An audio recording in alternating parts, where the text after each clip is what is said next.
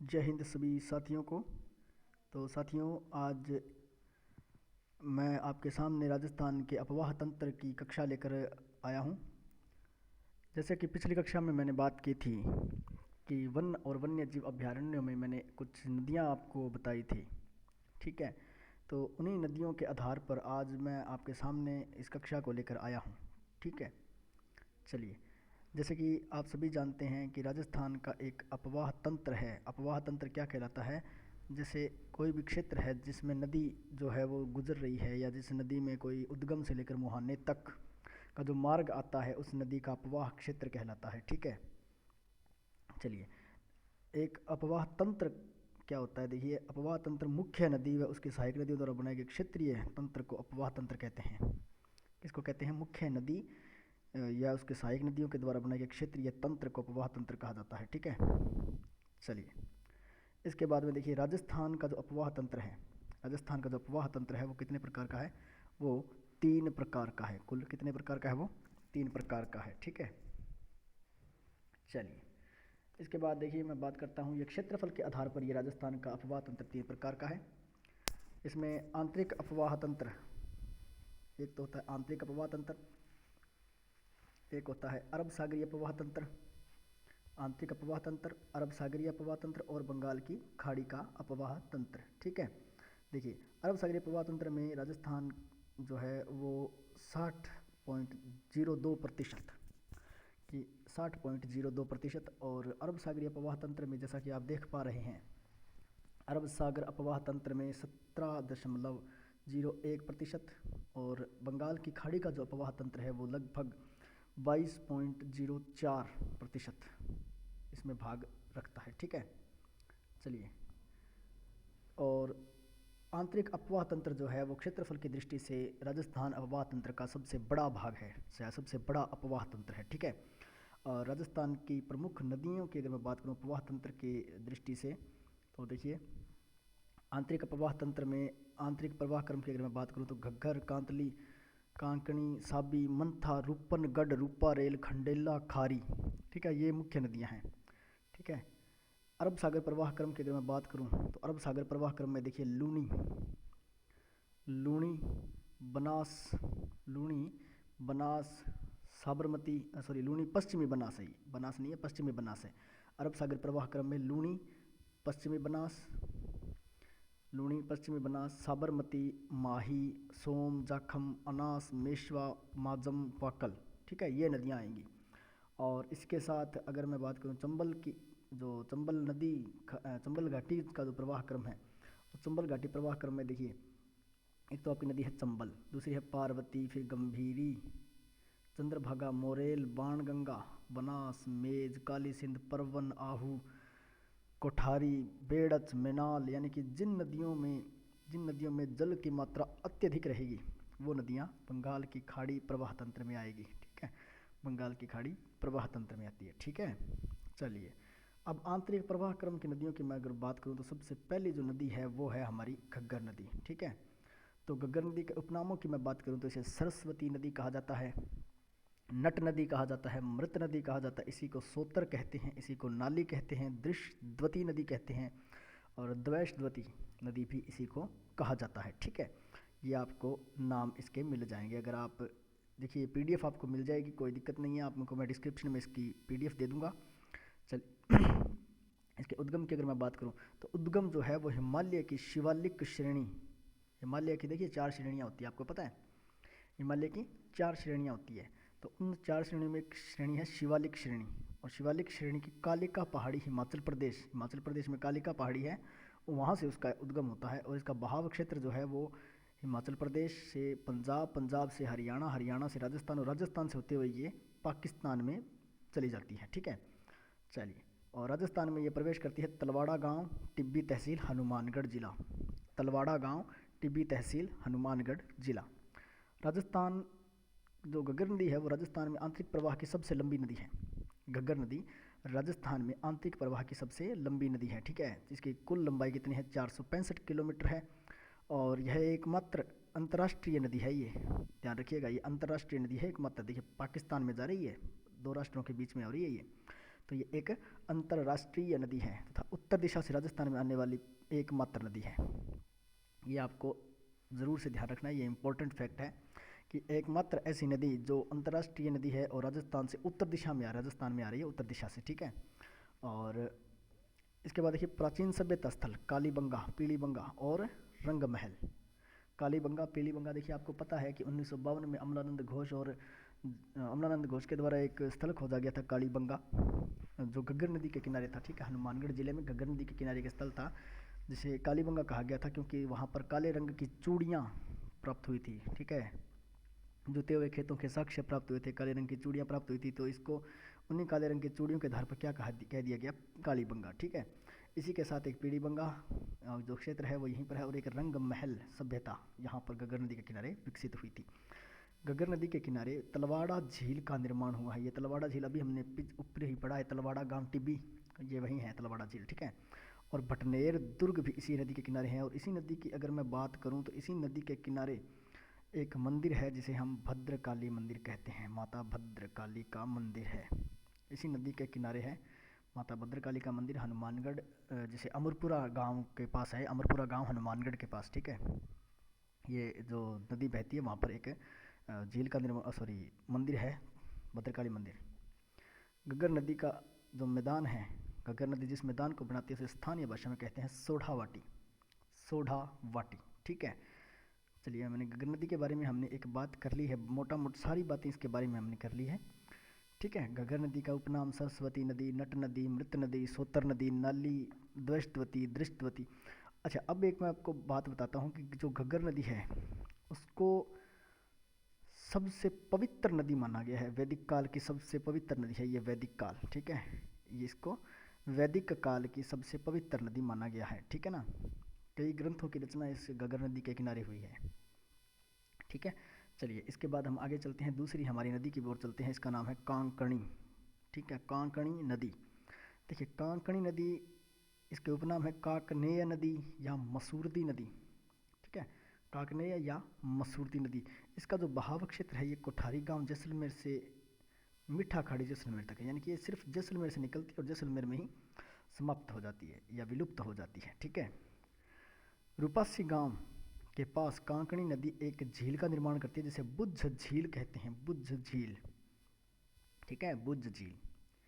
ये कांकणी नदी जो है आंतरिक प्रवाह क्रम की सबसे छोटी नदी है। देखिए, सबसे छोटी नदी 17 किलोमीटर, मात्र 17 किलोमीटर में बहती है और ये कांकणी नदी विलुप्त हो जाती है, ठीक है ना। और ये जो मसूरदी नाम है ये जैसलमेर के स्थानीय लोगों द्वारा दिया गया नाम है, मसूरदी, ठीक है। चलिए, जैसलमेर, जैसलमेर जिला है, जैसलमेर जिसे मांड प्रदेश, वल्ल प्रदेश भी कहा जाता था कभी एक क्षेत्र को, ठीक है। चलिए, अब देखिए आगे हमारे पास एक नदी है जिसका नाम है कांतली नदी, कांतली।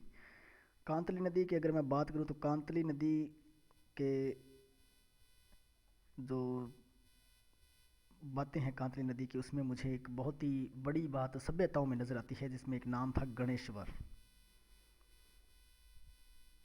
ठीक है। इसके बारे में हम आगे बात करेंगे। गणेश्वर सभ्यता कांतली नदी के किनारे विकसित हुई थी, सोनारी सभ्यता, गणेश्वर सभ्यता, ये दोनों कांतली नदी के किनारे विकसित हुई थी, ठीक है। चलिए, कांतली नदी के बारे में बात करते हैं। इसको मौसमी नदी कहते हैं या कांटली नदी कहते हैं। मौसमी नदी इसलिए कहा जाता है क्योंकि ये केवल वर्षा होने पर ही बहती दिखाई देती है, ठीक है। जब वर्षा होती है तभी इसमें पानी आता है, अन्यथा इसमें पानी नहीं आता। कांटली नदी ये जो है वो मृदा का कटाव ज़्यादा करती है, ये क्षेत्रों का कटाव ज़्यादा करती है, इसलिए इसको कांटली नदी कहते हैं, ठीक है। इसका जो उद्गम है वो सिक्कर जिला रिवासा गांव खंडेला की पहाड़ी से होता है। सिक्कर जिला रिवासा गांव खंडेला की पहाड़ी। और इस रिवासा गांव की अगर मैं बात करूं तो यहाँ पर आप लोक देवियाँ जब हम पढ़ेंगे तो उसमें देखेंगे जीर्ण माता, ठीक है, जीर्ण माता, यहीं जैसे इनका जन्म यहीं हुआ था, जीर्ण माता का, सिक्कर गांव, सॉरी सिक्कर में, वहाँ जो रिवासा गांव है वहाँ पर जीर्ण माता का मंदिर है, ठीक है। और सिक्कर की ही एक पहाड़ी है, हर्ष पहाड़ी। सिक्कर की कौन सी पहाड़ी है? हर्षनाथ की पहाड़ी, हर्षनाथ पर्वत या हर्षनाथ पहाड़ी है, जिस पर एक मंदिर बना हुआ है, हर्ष का मंदिर, जो जीर्ण माता के बड़े भाई का मंदिर है, ठीक है। और ये भैरव के रूप में अवतरित हुए थे। चलिए, इसके बाद देखिए जो कांतली नदी है उसका बहाव क्षेत्र सिक्कर और झुंझुनू में है। यह सिक्कर से निकलकर झुंझुनू को दो भागों में बांट देती है और चूरू के समीप झुंझुनू के मुंडेला गांव के पास विलीन हो जाती है, यानी कि विलुप्त हो जाती है। चूरू में कोई नदी नहीं है, ध्यान रखिएगा, चूरू में कोई नदी नहीं है। कहा जाता है कि पहले ये कांतली नदी चूरू में जाती थी, लेकिन अब चूरू में कोई नदी नहीं है। ठीक है। पूर्ण बहाव की दृष्टि से राजस्थान के आंतरिक प्रवाह की सबसे लंबी नदी है पूर्व बहाव, यानी पूर्ण बहाव। इसमें जो बहाव है ना, वो आंतरिक प्रवाह की नदियों में सबसे ज़्यादा बहाव इसी में था, पूर्ण बहाव। ये कुछ नदियों का मैंने डायग्राम बनाया है यहाँ पे, ठीक है, तो आप देख लीजिएगा। प्राचीन सभ्यता स्थल गणेश्वर, प्राचीन सभ्यता स्थल देखिए ये आगे, प्राचीन सभ्यता स्थल गणेश्वर और सुनारी। गणेश्वर कहाँ है? नीम का थाना, सीकर जिला, और सुनारी सभ्यता झुंझुनू जिला, कांतली नदी के किनारे। ठीक है। इंपॉर्टेंट फैक्ट देखिए आपके पास, अब 2-3 इंपॉर्टेंट फैक्ट है, ये आपके लिए जो कक्षा 11 और 12 के जो बच्चे हैं उनके लिए ये बहुत ही इंपॉर्टेंट हो सकता है। खंडेला पहाड़ी के पास रॉयल क्षेत्र है जो यूरेनियम उत्पादन के लिए प्रसिद्ध है। ठीक है, ये आपके लिए इंपॉर्टेंट हो सकता है। कांतली नदी के अपवाह क्षेत्र में बीड़ क्षेत्र झुंझुनू है, जहाँ पर राज्य का प्रथम मोर अभ्यारण्य स्थापित किया गया था। ठीक है, चलिए इसके बाद आगे देखिए। कांतली नदी के किनारे उदयपुर वाटी झुंझुनू स्थित है, जो बजरी उत्पादन के लिए प्रसिद्ध है। ठीक है, ये उदयपुर वाटी की अगर मैं बात करूं, इस उदयपुर वाटी की अगर मैं बात करूं तो यहाँ पर एक तीर्थ स्थल है देवयानी तीर्थ, देवयानी तीर्थ नहीं है ये, उदयपुर वाटी देवयानी तीर्थ नहीं है। उदयपुर वाटी में एक मंदिर है जिसे शायद नारायणी माता का मंदिर कहते हैं, ठीक है, या सती माता का मंदिर कहते हैं, सती माता का मंदिर है यहाँ, मुझे याद आ गया, सती माता का मंदिर है ये। यहाँ पर एक मंदिर है सती माता, उदयपुर वाटी झुंझुनू में सती माता का प्रसिद्ध मंदिर है। ठीक है, सती माता का मूल नाम नारायणी देवी था, हाँ ऐसा है, मुझे याद आ गया ये,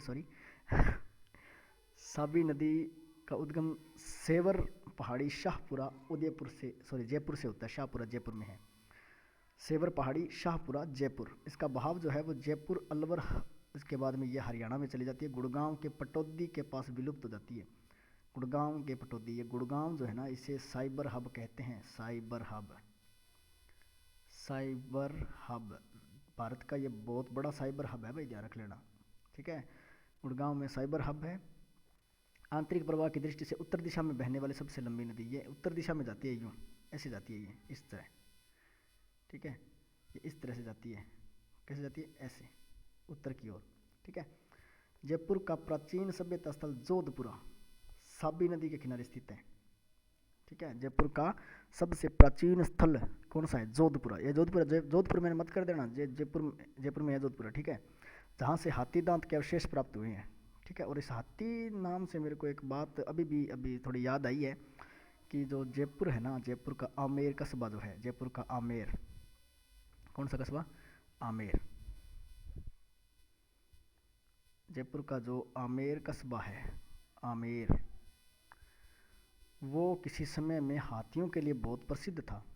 ठीक है, और जयपुर का अभी राजस्थान का एकमात्र हाथी गांव जो है, या भारत का एकमात्र हाथी गांव एकमात्र हाथी गांव है ये भारत का, जो जयपुर में है। ठीक है, साबी अलवर जिले की सबसे बड़ी नदी है, साबी अलवर जिले की सबसे बड़ी नदी है, ये ध्यान रखना आप। सर अलवर जिले की सबसे बड़ी नदी कौन सी है तो पूछे तो बोल देना साबी। और सहायक नदी इसकी है सोता नाला या सोता नाला, जैसे आप कह सकते हैं। कि आगे की दूसरी नदी हम देखते हैं, मेंथा या मंथा नदी, जयपुर जिला मनोहर का थाना या मनोहर थाना क्षेत्र, बैराठ की पहाड़ी, जयपुर। ठीक है, बैराठ की पहाड़ी, मनोहर थाना क्षेत्र, जयपुर। अब मेरी बात सुनिए, आप जो ये बैराठ क्षेत्र आप सुन रहे हैं नाम, बैराठ क्षेत्र, इसका जो जिक्र है वो महाभारत के ग्रंथों में भी हुआ है, इसका जिक्र जनपद काल में भी हुआ है, या महाजनपद काल जिसे हम कहते हैं। विराट नगर के नाम से इसका जो नामकरण हुआ है, विराट नगर, ये सबसे बड़ा महाजनपद था विराट नगर, एक बहुत अच्छा महाजनपद था ये। ठीक है, इसके बाद देखिए बहाव क्षेत्र में जयपुर सीकर नागौर में ये बहती है। मंथा नदी सांबर झील में उत्तर दिशा से मिलती है तथा सांबर झील में सर्वाधिक लवण लाती है, ये इंपॉर्टेंट है। सांबर झील के किनारे एक माता का मंदिर है, शाकंभरी माता। ठीक है, शाकंभरी माता चौहानों की कुल देवी है, इसको ध्यान रखिएगा। ठीक है। मंथा नदी के किनारे जैन तीर्थ स्थल लूणवा नागौर में है। लूणवा कहाँ है? नागौर जिले में। ठीक है, जैनों का तीर्थ स्थल है। अगली नदी अपनी रूपनगढ़ नदी। रूपनगढ़ नदी उद्गम अजमेर जिला, नाग पहाड़ी रिजर्व फॉरेस्ट, नाग पहाड़ी का रिजर्व फॉरेस्ट है एक, और झील का नाम है कुचिल, इसे कुचल भी लिख देते हैं कई बार, कुचल कुचिल। ठीक है। और इसका बहाव अजमेर और जयपुर 2 जिलों में पाया जाता है। ये सलेमाबाद जो है ना, किशनगढ़ अजमेर में है ये सलेमाबाद। सलेमाबाद में निम्बार्क संप्रदाय की पीठ इस रूपनगढ़ नदी के किनारे है। सलेमाबाद किशनगढ़ में है, किशनगढ़ अजमेर। ठीक है। और निम्बार्क संप्रदाय की पीठ है वहाँ पर। निम्बार्क संप्रदाय, जब हम संत और संप्रदाय पढ़ेंगे उसमें आपको समझाऊंगा। निम्बार्क संप्रदाय। रूपा रेल नदी उपनाम वराह नदी अलवर में कहते हैं, और लसवारी नदी कहते हैं इसको भरतपुर में। नसवारी नहीं है, लसवारी है। ठीक है। इसके बाद देखिए उद्गम। उद्गम अलवर जिला के थानागाजी तहसील और उदयनाथ की पहाड़ी। थानागाजी तहसील उदयनाथ की पहाड़ी अलवर जिला। ठीक है। और इस नदी को भरतपुर की लाइफ लाइन कहा जाता है, ध्यान रखिएगा भाई, सबसे इंपॉर्टेंट है, भरतपुर की लाइफ लाइन कहा जाता है इस नदी को, रूपा रेल नदी। और इसके बाद देखिए प्रसिद्ध लोह युगीन नोह सभ्यता, ये आपके लिए इंपॉर्टेंट है। राजस्थान की प्रसिद्ध लोह युगीन नोह सभ्यता इसी नदी के किनारे विकसित हुई थी। ठीक है। और अगर मैं आपसे एक बात पूछूं, हमने पीछे एक बात की थी ताम्र युगीन सभ्यता। ताम्र सभ्यता यानी कि तांबे की जो सभ्यता थी उसका नाम था गणेश्वर सभ्यता। ठीक है। गणेश्वर सभ्यता, सोनारी सभ्यता, ये ताम्रवर्ती सभ्यता थी। ठीक है। तो आज हमने कुछ इसके बारे में बात की है। देखिए नदियों के बारे में आपको एक चित्र दिखा देता हूँ आपको। चलिए ये देखिए, इसको और छोटा करना पड़ेगा। ये देखिए, ये हमारी घग्गर नदी है। ठीक है।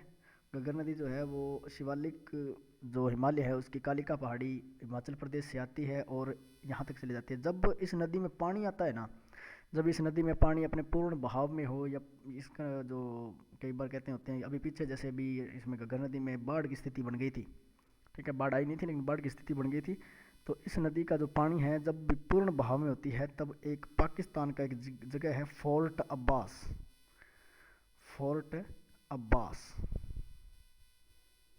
वहाँ तक इसका पानी चला जाता है भाई, पाकिस्तान के फोर्ट अब्बास तक। ठीक है। चलिए, और दूसरी अगर मैं बात करूँ तो अगर यहाँ पर हमारी नदी है मसूरदी, जैसलमेर, यहाँ पर एक झील बनाती है बुद्ध झील। ठीक है। ये लगभग 17 किलोमीटर लंबी है।